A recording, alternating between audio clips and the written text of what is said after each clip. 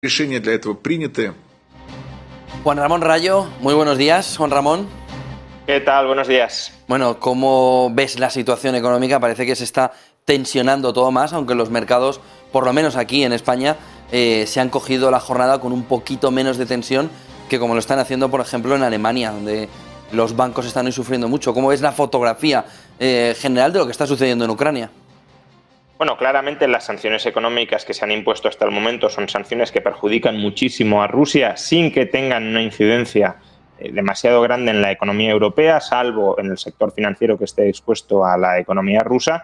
Pero claro, lo que temen los mercados, entiendo, es que haya algún tipo de contestación por parte del Estado ruso en forma de contrasanciones que previsiblemente irían de la mano de una reducción del suministro energético o incluso de un corte del suministro energético.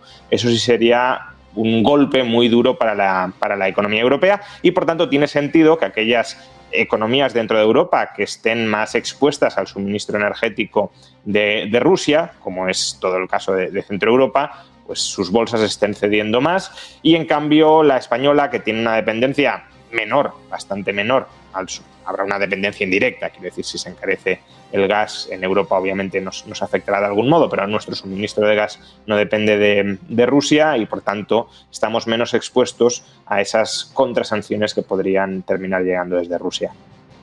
Sufre el sector bancario también por ese movimiento de Ursula von der Leyen y de Estados Unidos, de Europa y de Estados Unidos, para ese tema del SWIFT, pero ¿hay alguna más afección para que el sector bancario europeo tenga caídas tan fuertes, sobre todo en el norte de Europa? Bueno, a ver, toda la exposición en forma de activos que tenga la banca europea a la economía rusa, pues si los activos rusos se están hundiendo de valor, todo eso les va a generar pérdidas. Y, de hecho, veremos a algunos bancos si son capaces de sobrevivir incluso dependiendo de la exposición que tengan al mercado ruso.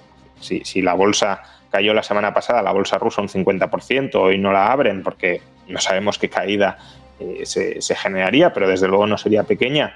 Si el rublo también se está hundiendo, a pesar de la fuerte subida de tipos de interés del Banco Central de Rusia y de la liquidación de activos que a buen seguro se está produciendo, pues claro, toda exposición que tengas al rublo, toda exposición que tengas a compañías rusas, ya sea con participaciones o con préstamos, todo eso lo tendrás que dar de baja significativamente en balance.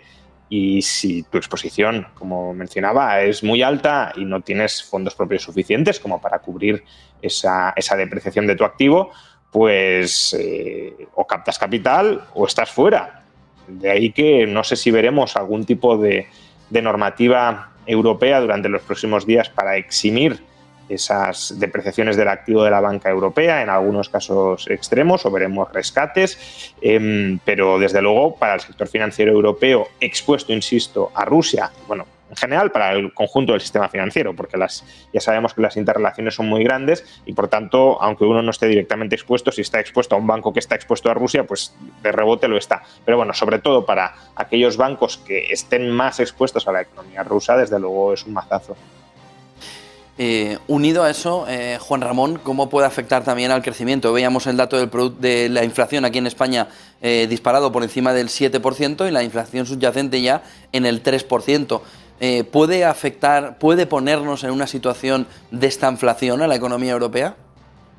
Bueno, eso ha mencionado hoy Mario Centeno dentro del Banco Central Europeo, que ya no es descartable, tampoco es que le dé una probabilidad altísima, pero que ya no es descartable el escenario de estanflación. Desde luego, creo que se están combinando dos circunstancias que son propicias a esa estanflación. Por un lado, tenemos una indudable crisis de oferta, un indudable shock negativo de oferta que representa o que viene representado por la guerra o la invasión de Ucrania por parte de Rusia. En la medida en que esto corte el suministro de insumos energéticos o incluso agrícolas, sobre todo en el caso de Ucrania, pues eso eleva los costes de materias primas, de nuestros inputs y, por tanto, encarece nuestra producción.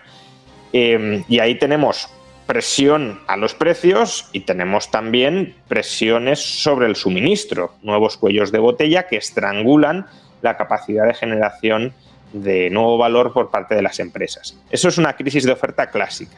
Pero es que además esa crisis de oferta clásica se produce en medio de la mayor expansión monetaria y la mayor expansión fiscal a cuenta de la pandemia del coronavirus que se ha producido de manera concertada en la historia de la humanidad.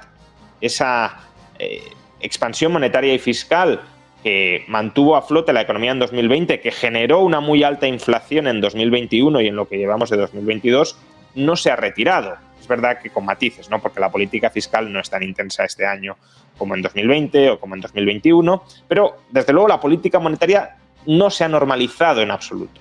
Y la expectativa era que se fuera normalizando durante los próximos meses, a un ritmo mayor en Estados Unidos, a un ritmo menor en la eurozona, pero en todo caso que se fueran dando pasos en esa dirección. Y la guerra puede retrasar los planes de normalización, con lo cual mantenemos la laxitud monetaria y fiscal en un contexto de crisis de oferta. Y ese es un escenario tremendamente proclive a tensiones inflacionarias, incluso superiores a las que hemos visto. Pues muchísimas gracias, Juan Ramón Rayo, por acompañarnos, por hacernos un hueco. Buen día y buen negocio, Juan Ramón. Muchas gracias, hasta otra. Se está mirando mucho el código SWIFT y cuáles son las consecuencias que puede tener, visto que también la banca europea durante toda la mañana es la gran castigada, con caídas superiores incluso al 10% en gran parte del centro de Europa, Alemania, Holanda, muy afectados por también ese cambio. Estamos intentando analizar cuáles son las claves, las consecuencias y sobre todo qué puede hacer Rusia, que tiene una alternativa propia que podría poner en marcha un nuevo ejemplo de que ese telón de acero, también en lo económico, podría empezar a levantarse. De tal manera que, tal y como estaba diciendo el primer ministro ruso, ellos ya se estaban preparando para esas sanciones que se han puesto encima de la mesa.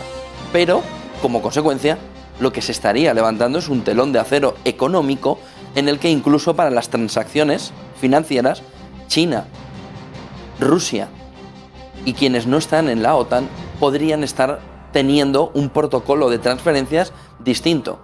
Y habría que ver cuál sería la manera de poder alinear para hacer transferencias, por ejemplo, en la compra de petróleo o de gas natural de determinados países o de determinadas zonas, como la Unión Europea, por ejemplo, a entornos rusos. Esa llegada de los dos bloques parece que empieza a coger cada vez más cuerpo una vez que las sanciones de la Unión Europea, en lugar de poner nervioso a Rusia, como hemos visto al inicio a la una, lo que hace es dar Rusia pasos hacia su propio sistema en distintas áreas, en este caso en el SWIFT.